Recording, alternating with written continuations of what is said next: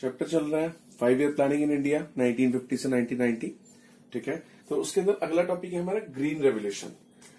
सबसे पहले हम मीनिंग करते हैं कि ये ग्रीन रेवोल्यूशन का मतलब क्या है। Green revolution means large increase in production. किसका production? Of food grains. Food grains का जो हमारा प्रोडक्शन था वो बहुत ज्यादा बढ़ जाना, उसे हमने ग्रीन रेवोल्यूशन का नाम दिया था। ठीक है, और ये स्पेशली राइस और वीट में ही हुआ था। ये जो ग्रीन रेवोल्यूशन हुआ था राइस और वीट में, और किस वजह से हुआ था? ड्यू टू इंप्रूव्ड टेक्नोलॉजी की वजह से। अब वो टेक्नोलॉजी के अंदर HYV सीड्स भी आ गए। ठीक है, टेक्नोलॉजी के अंदर आपकी इरिगेशन फैसिलिटीज भी आ गई।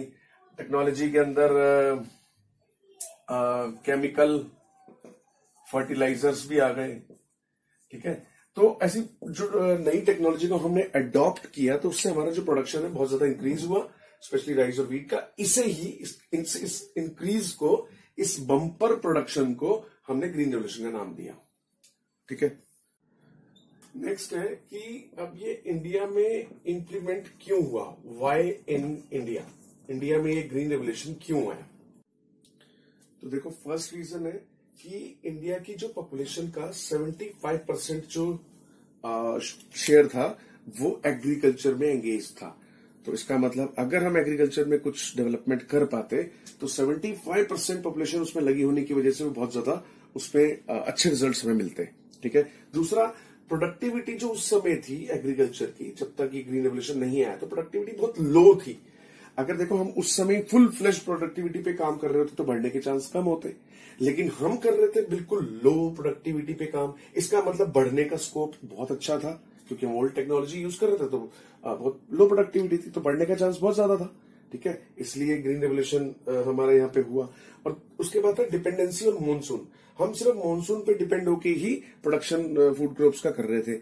अगर हमें इसमें पता था कि अगर हमने इरिगेशन फैसिलिटी डेवलप कर ली तो देखो फिर मानसून पे डिपेंडेंसी कम हो जाएगी और प्रोडक्शन बहुत ज्यादा हो सकता है, इसलिए ग्रीन रेवोल्यूशन हुआ। उसके बाद India was forced to import food grains from US. अब क्योंकि इंडिया जो थी उस समय हमारी प्रोडक्टिविटी लो थी, पॉपुलेशन ज्यादा थी, डिमांड ज्यादा थी, तो इंडिया को फूड ग्रेन्स जो थे यूएस से इंपोर्ट करने पड़ते थे। अब यूएस से इंपोर्ट करने के बदले में यूएस अपनी बहुत मनमानी करता था, मतलब अपनी बहुत सारी उसने कंडीशंस रखी हुई थी फूड ग्रेन्स देने की। तो इसलिए मतलब वो भी एक कंफर्टेबल पोजीशन में नहीं थी इंडिया यूएस से फूड ग्रेन्स लेने में।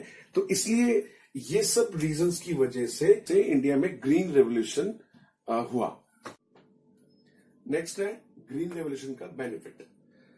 क्या बेनिफिट हुआ? पहला है attaining marketable surplus. Green revolution की वजह से हमारे पास मार्केटेबल सरप्लस हो गया। मार्केटेबल सरप्लस मैं पिछले वीडियो में बता चुका हूं, फिर से बता देता हूं थोड़ा सा एक हिंट इसका, कि मार्केटेबल सरप्लस वो शेयर होता है क्रॉप का जो एक किसान, एक फार्मर अपनी जरूरतों को पूरा करने के बाद, जो उसे सेल्फ कंजम्पशन के लिए चाहिए, वो रखने के बाद भी उसके पास जो बच जाता है फिर वो उसे मार्केट में बेच देता है, उसका कमर्शलाइजेशन कर देता है। इसे मार्केटेबल सरप्लस बोलते हैं। तो ये मार्केटेबल सरप्लस कब अचीव हुआ? हमें ग्रीन रेवोल्यूशन के बाद, क्योंकि उससे पहले जो प्रोडक्टिविटी थी बहुत लो थी, यानी कि एक फार्मर उतना ही प्रोडक्शन कर पाता था जितना उसे सेल्फ कंजम्पशन की जरूरत थी, तो मार्केटेबल सरप्लस नहीं होता था। तो ग्रीन रेवोल्यूशन आने से मार्केटेबल सरप्लस होने लगा। ठीक है, इसका दूसरा बेनिफिट क्या हुआ? बफर स्टॉक बन गया इंडिया के पास फूड ग्रेन का। बफर स्टॉक यानी कि जहां हमें फूड ग्रेन्स की इतनी शॉर्टेज थी कि हमें यूएस से इंपोर्ट करना पड़ता था, ग्रीन रेवोल्यूशन आने के बाद देखो क्या हुआ, इंडिया के पास फूड स्टॉक का एक अच्छा भला स्टॉक बिल्डअप हो गया।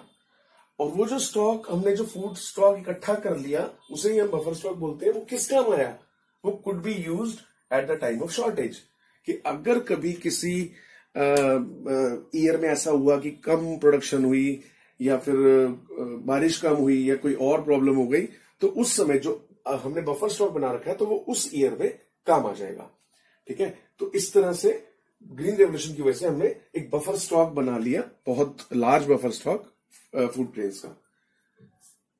तीसरा बेनिफिट हुआ इसका लो इनकम ग्रुप। लो इनकम ग्रुप को सबसे ज्यादा बेनिफिट क्यों हुआ? क्योंकि लो इनकम ग्रुप जो है ना, अपनी इनकम का बहुत बड़ा पार्ट फूड क्रॉप्स पे खर्चता था, और फूड के जो फूड क्रॉप्स के रेट थे बहुत ज्यादा, क्योंकि हम यूएस से इंपोर्ट करते थे।